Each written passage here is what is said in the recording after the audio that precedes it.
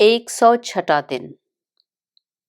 नए अहदनामा में से आज की तलावत मुकद्दस लूका की अंजील उसका 17वां बाब 11वीं आयत से लेकर 37वीं आयत।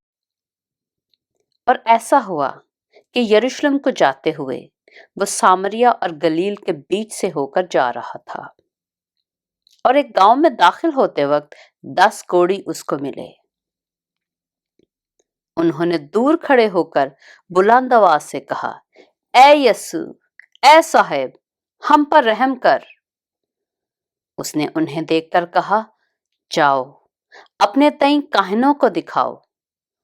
और ऐसा हुआ कि वो जाते जाते पाक साफ हो गए।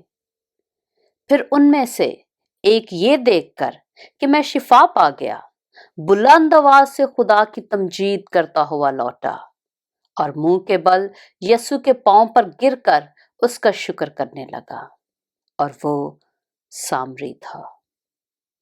यस्सु ने जवाब में कहा, क्या 10 पाक साफ ना हुए?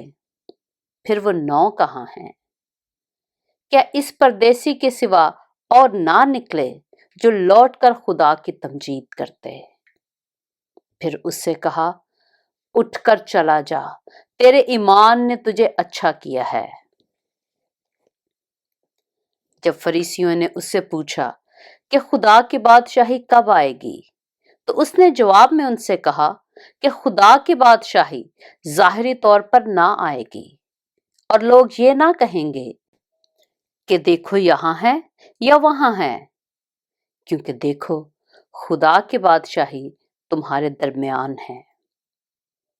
उसने शागिर्दों से कहा, वो दिन आएंगे कि तुमको इब्ने आदम के दिनों में से एक दिन को देखने की आरजू होगी और ना देखोगे, और लोग तुमसे कहेंगे कि देखो वहां है या देखो यहां है, मगर तुम चले ना जाना, ना उनके पीछे हो लेना। क्योंकि जैसे बिजली आसमान की एक तरफ से कौंध कर दूसरी तरफ चमकती है, वैसे ही इब्ने आदम अपने दिन में जाहिर होगा। लेकिन पहले जरूर है कि वो बहुत दुख उठाए और इस जमाना के लोग उसे रद्द करें। और जैसा नूह के दिनों में हुआ था, उसी तरह इब्ने आदम के दिनों में भी होगा, कि लोग खाते पीते थे और उनमें ब्याह शादी होती थी, उस दिन तक जब नूह कश्ती में दाखिल हुआ और तूफान ने आकर सबको हलाक किया। और जैसा लूत के दिनों में हुआ था कि लोग खाते पीते और खरीदो फरोख्त करते और दरख्त लगाते और घर बनाते थे, लेकिन जिस दिन लूत सदूम से निकला, आग और गंधक ने आसमान से बरसकर सबको हलाक किया। इब्ने आदम के जाहिर होने के दिन भी ऐसा ही होगा। उस दिन जो कोठे पर हो और उसका असबाब घर में हो, वो उसे लेने को ना उतरे, और इसी तरह जो खेत में हो वो पीछे को ना लौटे।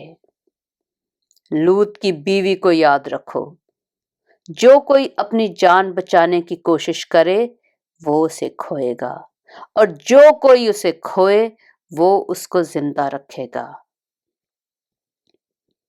मैं तुमसे कहता हूं कि उस रात 2 आदमी एक चारपाई पर सोते होंगे, एक ले लिया जाएगा और दूसरा छोड़ दिया जाएगा।